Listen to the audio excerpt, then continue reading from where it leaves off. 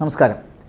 ഇന്ന് നമ്മൾ പറയാൻ പോകുന്ന ഒരു കാര്യമെന്ന് പറയുന്നത് ആർത്രൈറ്റിസുമായിട്ട് ഡയറക്റ്റായിട്ട് ബന്ധപ്പെട്ട ഒരു കാര്യമല്ല, പക്ഷേ അതുമായിട്ട് അനുബന്ധമായിട്ട് വരുന്ന ഒരു കാര്യത്തെക്കുറിച്ചാണ്.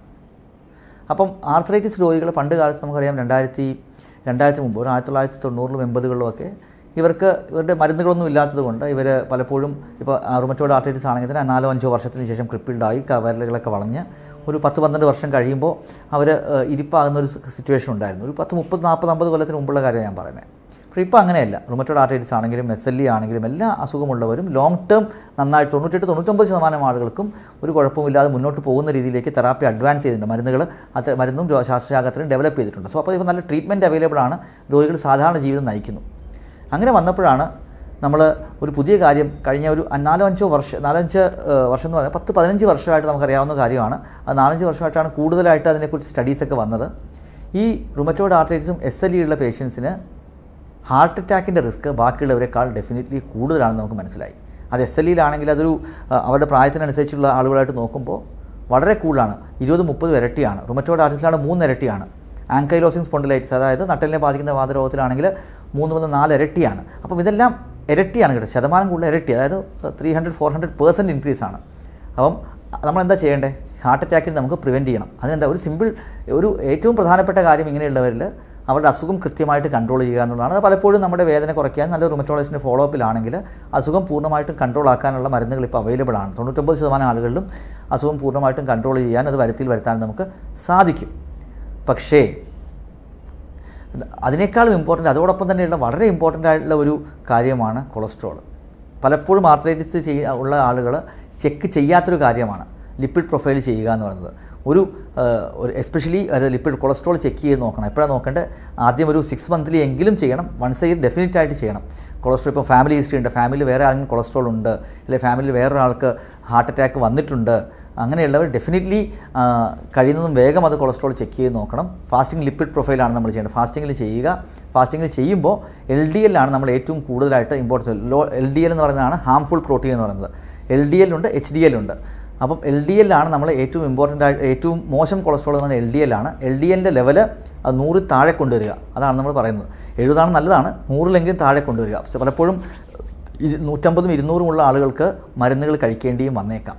ഇപ്പം ചില മരുന്നുകൾ, ഫോർ എക്സാമ്പിൾ നമ്മുടെ ആർത്രൈറ്റിസിന് യൂസ് ചെയ്യുന്ന ടൊഫാസിൻ്റെ പോലെയുള്ള മരുന്നുകൾ യൂസ് ചെയ്യുമ്പോൾ കൊളസ്ട്രോളിൻ്റെ ലെവൽ കൂടാനുള്ള സാധ്യതയുണ്ട്. എസ്പെഷ്യലി LDL കൂടാനുള്ള സാധ്യതയുണ്ട്. അപ്പോൾ LDL കൂടാതിരിക്കാൻ എന്താ നമ്മൾ ചെയ്യേണ്ടത്? ഒന്ന്, നമ്മുടെ ആദ്യം ഡയറ്ററി മോഡിഫിക്കേഷൻസ് നമ്മൾ ചെയ്യണം.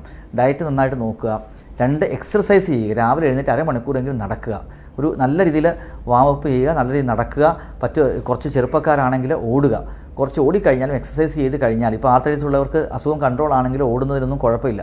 നിങ്ങൾക്കൊരു 15-20 മിനിറ്റൊക്കെ ഓടാൻ പറ്റിയെങ്കിൽ വളരെ നല്ലതാണ്. അറ്റ്ലീസ്റ്റ് പ്രായമുള്ളവരാണ്, 50 കഴിഞ്ഞവരാണെങ്കിൽ ഓടണ്ട, അത്യാവശ്യം ബ്രിസ്ക് ആയിട്ട് വാക്ക് ചെയ്യുക. എന്താണ് ബ്രിസ്ക് വാക്കിംഗ്? ഒരു 45 മിനിറ്റിൽ ഒരു 4.5 കിലോമീറ്റർ നടക്കുകയാണെങ്കിൽ അത് ബ്രിസ്ക് വാക്കിംഗ് ആണ്. നമ്മൾ കുറച്ചൊന്ന് വേർക്കുന്ന തരത്തിൽ വേണം നടക്കാൻ.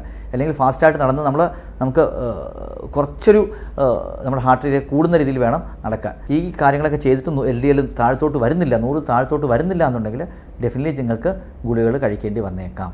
അപ്പോൾ അങ്ങനെ ഗുളിക കഴിക്കുന്നവർ സ്റ്റാറ്റിനാണ് സാധാരണ, ഈ അറ്റോർവാസ്റ്റാറ്റിൻ, റോസുവാസ്റ്റാറ്റിൻ തുടങ്ങിയ മരുന്നുകളാണ് ഇതിൽ കൊടുക്കുന്നത്. വളരെ സേഫായിട്ടുള്ള ഡ്രഗ്സാണ്. പക്ഷേ എനിക്ക് തോന്നുന്നു 90% ആളുകൾക്ക് നമുക്ക് ഒരു ഡയറ്ററി മോഡിഫിക്കേഷൻസും എക്സസൈസും കൊണ്ട് ഈ സ്റ്റാറ്റിനൊന്നും ഇല്ലാതെ മുന്നോട്ട് പോകാൻ സാധിക്കും. പക്ഷേ ഏറ്റവും ഇമ്പോർട്ടൻ്റ് എന്താണ്? ഇങ്ങനെ ഉണ്ടെന്ന് നമ്മൾ തിരിച്ചറിയുക എന്നുള്ളതാണ്. അപ്പോൾ തിരിച്ചറിയണം നമ്മൾ എന്ത് ചെയ്യണം? 6 months to ഇയർലി ഒരു ലിപ്പിഡ് പ്രൊഫൈൽ നമ്മൾ ചെയ്ത് നോക്കണം.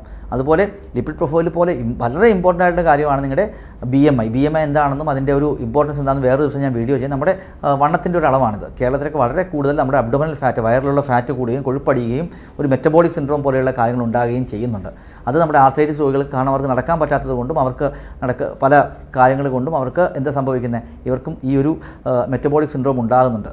മെറ്റബോളിക് സിൻഡ്രോം ഉണ്ടാകുന്നതിൽ കൊഴുപ്പടിഞ്ഞ് നമ്മുടെ അബ്ഡോമിനൽ ഫാറ്റ് കൂടി വിസറൽ ഫാറ്റ് കൂടുന്ന ഒരു നമ്മുടെ ആന്തരികാവയവങ്ങളിൽ ഫാറ്റ് അടിയുന്ന ഒരു അവസ്ഥയാണ് ആ മെറ്റബോളിക് സിൻഡ്രോം. കേരളത്തിലേക്ക് വളരെ കോമൺ ആണ്. അത് മെറ്റബോളിക് സിൻഡ്രോം ഉള്ളവർക്ക് ഡയബറ്റീസ് ഉണ്ടാകുന്നതും ഫാറ്റി ലിവർ ഉണ്ടാകുന്നതും കൊളസ്ട്രോൾ ഉണ്ടാകുന്നതും എല്ലാം. അപ്പം അത് അവോയ്ഡ് ചെയ്യണം. മെറ്റബോളിക് സിൻഡ്രോം അവോയ്ഡ് ചെയ്യണമെങ്കിൽ എന്താ ചെയ്യേണ്ടത്? നമ്മൾ എക്സർസൈസ് ചെയ്യണം.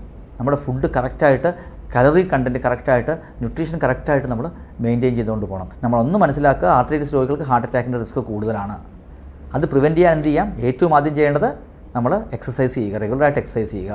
2 അസുഖം പൂർണ്ണമായിട്ടും വരുതിയിൽ വരുത്തി തന്നെ ഹാർട്ട് അറ്റാക്കിൻ്റെ റിസ്ക് വളരെ കുറയുന്നതായിട്ട് പഠനങ്ങൾ കണ്ടുപിടിച്ചു. അപ്പോൾ ആർത്രൈറ്റിസ് കുറച്ച് നിങ്ങളുടെ ആർത്രൈറ്റിസിൻ്റെയും വേദനയും ESRും ഇൻഫ്ലമേഷനും കുറച്ച് വെച്ചാൽ തന്നെ നല്ല രീതിയിൽ ഹാർട്ട് അറ്റാക്കിൻ്റെ റിസ്ക് കുറയും. മൂന്നാമത്തെ എന്താണ്?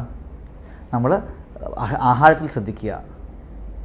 നാലാമത്തത് കൊളസ്ട്രോൾ ചെക്ക് ചെയ്ത് നോക്കുക. ഒരു വൺസ് എ ഇയർ എങ്കിലും കൊളസ്ട്രോൾ ചെക്ക് ചെയ്ത് നോക്കുക. അത് കൊളസ്ട്രോൾ കുറവാണെങ്കിൽ കുഴപ്പമൊന്നുമില്ല, പിന്നെ വൺസ് ഇയർ ചെക്ക് ചെയ്താൽ. കൊളസ്ട്രോൾ കൂടുതലാണെങ്കിൽ നമ്മൾ ഈ ഡയറ്റും ഇതൊക്കെ മോഡിഫൈ ചെയ്ത് 2 മുതൽ 3 മാസം കഴിയുമ്പോൾ ഒന്നുകൂടി ചെക്ക് ചെയ്ത് നോക്കുക. അപ്പോഴും കൂടുതലാണെങ്കിൽ ചെറിയ രീതിയിൽ മരുന്ന് കഴിക്കേണ്ടി വന്നേക്കാം. ആ മരുന്ന് കഴിക്കാൻ നിങ്ങൾ ഒരിക്കലും മടി വിചാരിക്കരുത്. കാരണം കൊളസ്ട്രോൾ ആൾക്കാർ ചോദിക്കുന്ന ചോദ്യമാണ്, ഡോക്ടറെ ഈ മരുന്ന് കഴിച്ചാൽ ലൈഫ് ലോങ് കഴിക്കേണ്ടി വരില്ലേ? LDL 200 ഉള്ളപ്പോൾ നമ്മൾ ഗുളിക കഴിച്ചില്ല എന്നുണ്ടെങ്കിൽ 2-3 വർഷത്തിന് ശേഷം എന്ത് സംഭവിക്കും? ഹാർട്ട് അറ്റാക്കിൻ്റെ റിസ്ക് വളരെ കൂടുതലാണ്. പിന്നെ ഹാർട്ട് അറ്റാക്ക് വന്നു കഴിഞ്ഞാൽ എന്താ പ്രശ്നം?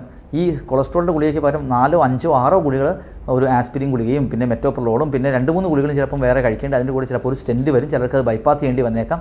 അത് ആവശ്യമില്ലാത്ത കോംപ്ലിക്കേഷനിലോട്ട് പോകും. അപ്പോൾ കൊളസ്ട്രോൾ കുറച്ച് വെക്കുക എന്നുള്ളതായിരിക്കും നമ്മുടെ ടാർഗറ്റ്. അത് മരുന്ന് കൊണ്ടാകാം, ആഹാരം കൊണ്ടാകാം, മരുന്നൊന്നും ഇല്ലാതെ എക്സസൈസ് കൊണ്ടാകാം. അതെങ്ങനെയെന്നുള്ളത് കുഴപ്പമില്ല. പക്ഷേ കൊളസ്ട്രോൾ നമ്മൾ കുറച്ച് വയ്ക്കാൻ നമ്മൾ ശ്രദ്ധിക്കണം.